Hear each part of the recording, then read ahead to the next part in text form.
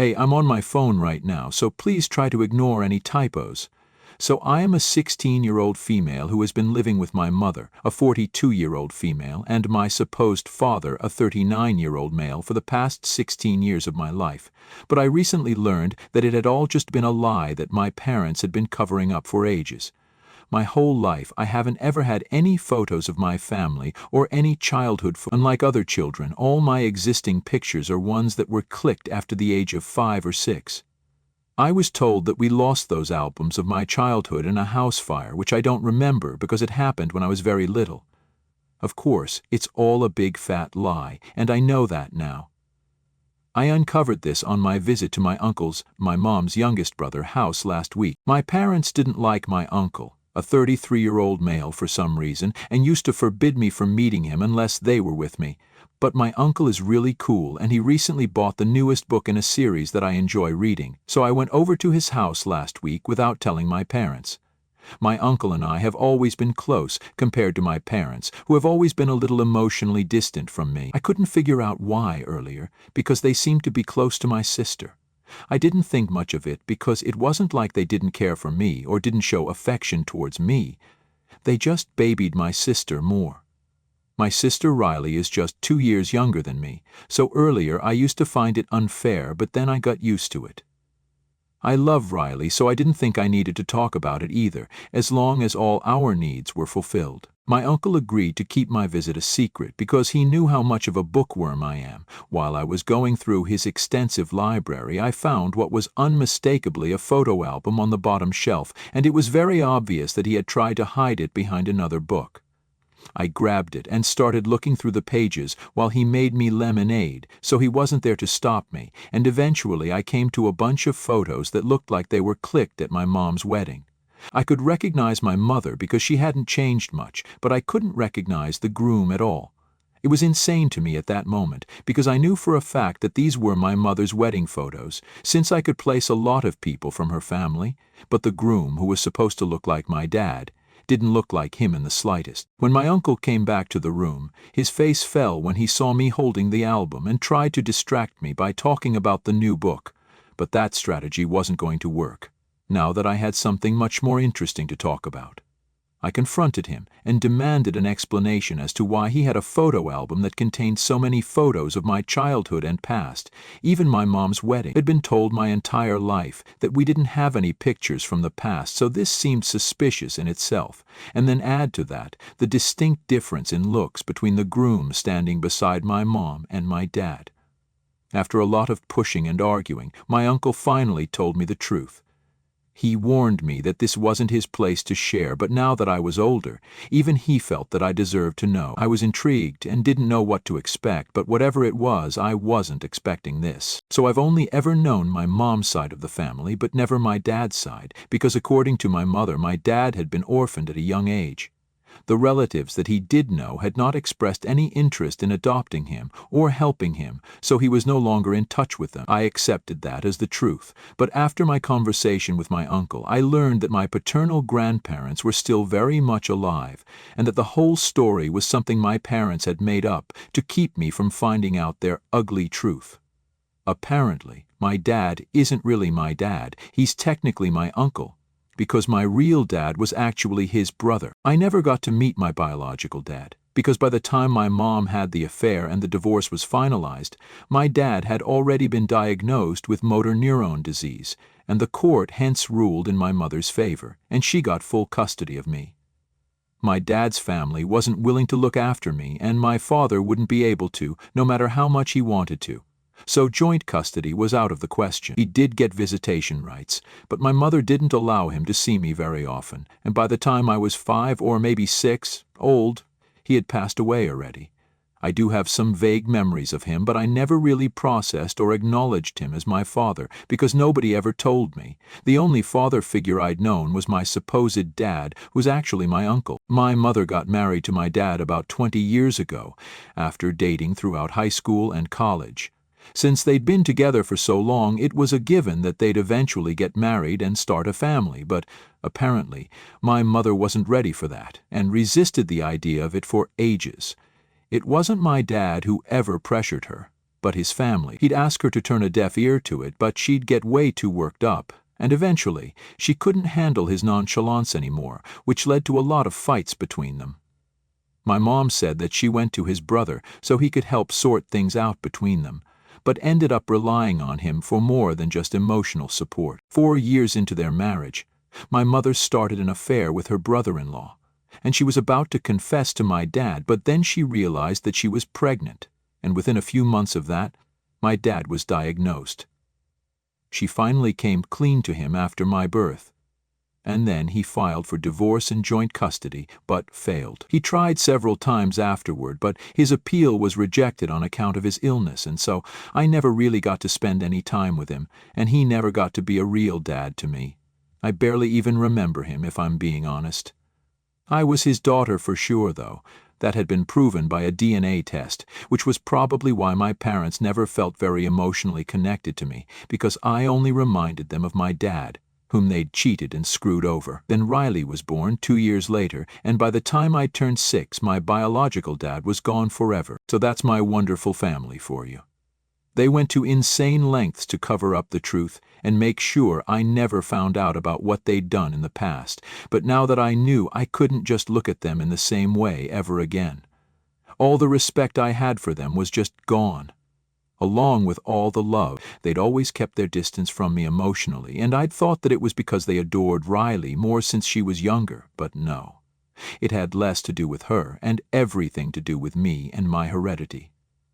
After my uncle was done telling me the truth, I broke down into tears, because it felt like the world had come crashing down around me. I'm not even kidding, it literally felt like the worst thing I could ever think of had suddenly materialized. I'd always made excuses for my parents' lack of emotional connection with me, and had refused to entertain any thoughts of them loving me any less. But as it turns out, it was all true, and the one shot I had at having a real dad had been gone for a really long time. It sucked, but there was nothing I could do to change the truth. So I decided that I was going to move out of my parents' house and stay with my uncle for a while. I couldn't just look at my parents the same way ever again, and I don't think they would have ever told me the truth themselves either. It was purely by luck that I'd found out, and now I wish I hadn't found out at all, really. I made my decision the second I heard the full story from my uncle and requested him to get me my clothes and other belongings from home, because I just couldn't bear to see my parents at the time. He agreed, and I didn't have to go back. But my parents did call me as soon as they learned what I was planning to do. They told me that I couldn't live with my uncle because despite everything, they're still my parents and they still love me. So instead of throwing a fit over something that happened years and years ago, I should try to be a grown-up about it and be more considerate of their feelings. I couldn't believe that they were telling me to be considerate when they were the ones who'd been lying to me for as long as I was alive. I could have forgiven the lying if they'd done their best as parents, but they didn't even do that and always made me feel inadequate and like I was never going to be enough no matter what I did. So I lashed out at them over the phone and told them that they were liars and awful parents and I did not want to see them. Then I hung up and waited for my uncle to come back home while sobbing my feelings away. My uncle returned about an hour later while looking guilty about everything.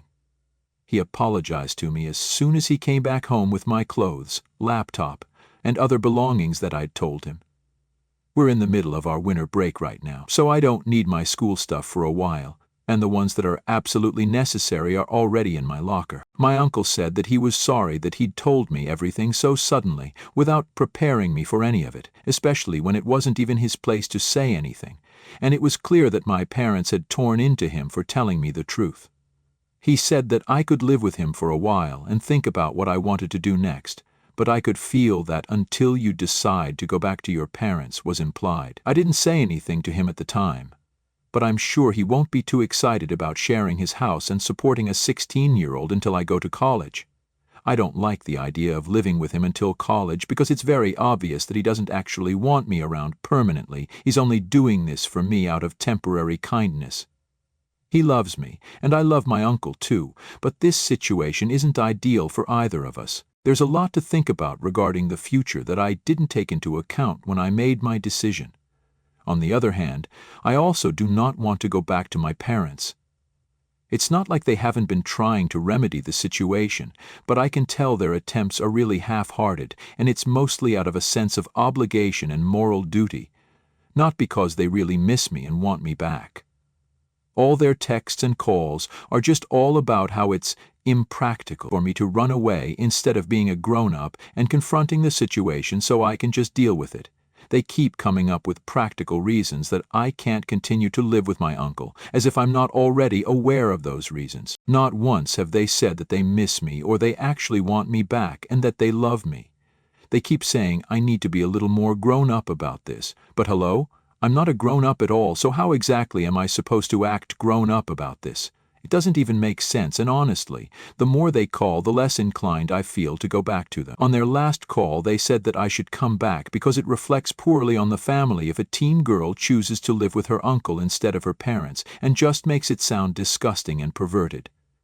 I don't know what to do at this point, and I feel like I might be overreacting here, but again, I don't know. Am I the a-hole for refusing to go back to my parents once I learn that my dad isn't actually my biological dad, and he's technically my uncle because mom cheated? Update 1. So it's been a couple of days since I posted here, and yesterday, out of frustration, I told my uncle to try and put me in touch with a lawyer so I could at least try to make sense of this mess that I was in. I don't think he'd been expecting that and looked pretty surprised when I brought it up. I couldn't keep it in anymore and ended up crying while telling him how lost I felt. I didn't even intend to cry, but I just couldn't hold the tears back anymore, and they just kept coming as I wiped them away and tried to explain how I was feeling. It had been almost 10 days since I moved in with him, but despite having him around and also having the constant attention of my parents, which I'd always wanted, I'd never felt more alone in my entire life. Yesterday it just got too much to bear, and I broke down in front of him. Thankfully, my uncle was a lot more understanding than my parents, and he hugged me and consoled me while I was crying, and after a while he was crying too. He told me that he'd tried his best not to let me in on this nasty secret, but he just couldn't do this anymore, and when my parents had found out, they'd been vicious and had attacked him on every possible level. My mother especially had been the worst, and had called him a weird pervert who wanted to hog my attention. I think that's pretty much the cruelest thing I've ever heard, because so far nobody in this family has tried to help me at all, least of all my parents. So for them to say something so disgusting showed me what kind of people they were, and how they didn't care about anyone apart from themselves. I don't even know what kind of person says crap like that about their own daughter and brother. I'm sure they wouldn't even care for me if it wasn't for the fact that they'd actually have to explain my absence to their guests and couldn't just play happy family without me. They're just so incredibly selfish that it's literally infuriating. My poor uncle also had to face the consequences of telling me the truth and I of finding out. We truly were the black sheep of our family, and I'm glad we were, because I don't think I'd be content with myself knowing that I fit in with these people. At least Riley's been great to talk to, because she doesn't bring up my parents at all. The only thing she's said is that she misses having me around, but I can take as much time as I need to come back to her. She specifically said her and not us, because she knew I didn't want to come back to our parents. They'd never made me feel loved or anything close to it even, and I could see that very clearly now. My uncle told me I could live with him for as long as I wanted to, and has even apologized for making me feel like I wasn't welcome here initially. He got too caught up with his own feelings, but totally forgot that what I was going through in my teens was a lot harder. And if he was a good human being, then he'd put my struggle above mine, which is what he planned on doing now. He's told me that he's going to start talking to lawyers because he wouldn't put it past my mom to try something funny, even if it's at the expense of her own brother's reputation. That's how low people's opinions of my parents are. And also, there have been loads of people in the comments who have told me that I'm overreacting, but I'd just like to tell them that if they can put themselves in my shoes, even for a second, and tell me honestly that they'd still be okay with their parents after finding out the truth, then I'd believe that I might be overreacting. Unfortunately, they can't do that, so I don't think I'm out of line for reacting the way I am right now. I've been lied to my entire life and cast aside for no fault of mine, so when I find out about the truth, I have every right to be pissed about it. Update 2. My uncle has spoken to a lawyer and has prepared the documents for him to legally adopt me after my parents sign away their rights over me. I told my parents about it last night and it didn't go well. I'd called them to inform them that this is what I wanted, but they had an outburst at the very suggestion and called me ungrateful for being so dramatic, despite their best efforts. Best efforts? They hadn't even visited me after I'd moved out so they could give it a rest. I brought that up with them, and of course the excuses began pouring in. They wanted me to have my space so they hadn't visited. But now that I was demanding space on a more permanent basis, they were afraid of what other people would say, and that they'd find out about how my mother and father were both distinguished cheaters in their prime. It's probably also their biggest and only achievement, I think, as long as you don't count gaslighting your daughter to the point of doubting if her anger towards years of deception is even valid or not. Then that would be another contest for them to win. I don't care if I'm being harsh on them right now. After the things they've said, they totally deserve this and much worse. They're lucky I'm doing it on a platform and venting it all out in a way that still protects their privacy, instead of airing their dirty linen in public. I could choose to name and shame them if I wanted to, but that would be too low for me, which is why I'm not doing it. I won't be afraid to do that if they try anything funny, though, so I've steeled myself for that as well. Riley is not exactly happy about my decision, but she respects it and she understands it, which is the most I can expect, because she's even younger than me, and if I haven't been fully able to bring myself to cope with the situation, then it'll be really unfair for me to expect her to do any better. I don't hold it against her that she's choosing to live with my parents, because it's not much of a choice if that's your only option. She's told me that she can never see them in the same light again, but she knows she has to make the best of her circumstances and can't just walk out like I had, because my uncle most certainly cannot take up the responsibility of 2 teenage girls, and I'm not sure if that'll be possible legally either, since my parents have been decent to her, not so much to me. My uncle and I have given my parents about a week to think about whether they want to give up their parental rights amicably or if they want to take this to court. Letting me stay with my uncle voluntarily is a lot better for them because that way they don't have to waste a bunch of money on a lawyer to fight a custody case they're destined to lose, because I don't want to stay with them now anyway. Update 3. Hey folks, been a week since the last update, and I'm happy to inform you guys that 2 days ago my parents finally terminated their rights over me. I'll only be a minor for 2 more years. But I'm glad this happened because I absolutely do not want them to have any control over my life at all. This happened thanks to my grandparents, but unfortunately not in the way that you would expect. They didn't suddenly stand up for me, but instead came over a couple of days back to try and drill it into my head that I had to be grateful to my parents that they'd even taken care of me for so long after my dad's family refused to take me in. They didn't speak to my uncle because apparently they'd cut him off, but focused on schooling me only. According to them, I should be thankful that my mom adopted me and my dad raised me despite my biological father being someone else. They thought my parents had done it out of kindness, but I knew that it was all rubbish.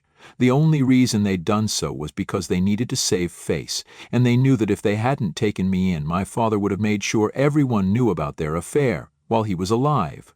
Which he did. I know all this because my uncle told me all about it, since now there was no point in keeping secrets anyway. I told my grandparents the same, and that led to a huge fight between us, after which they left and swore that they'd make sure my mother threw me out, as if I hadn't already left on my own. Their threats didn't scare me, and I made sure to slam the door right in their face once they left the house.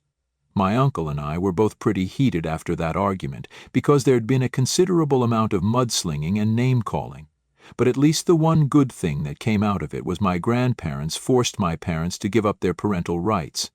So as of now, I'm in the process of getting legally adopted by my uncle, and I'm fine with it. The only thing that I'll maybe miss is living with Riley, because she texted me and told me that she'd been forbidden from speaking to me or seeing me after this, but we know we're still going to keep it up.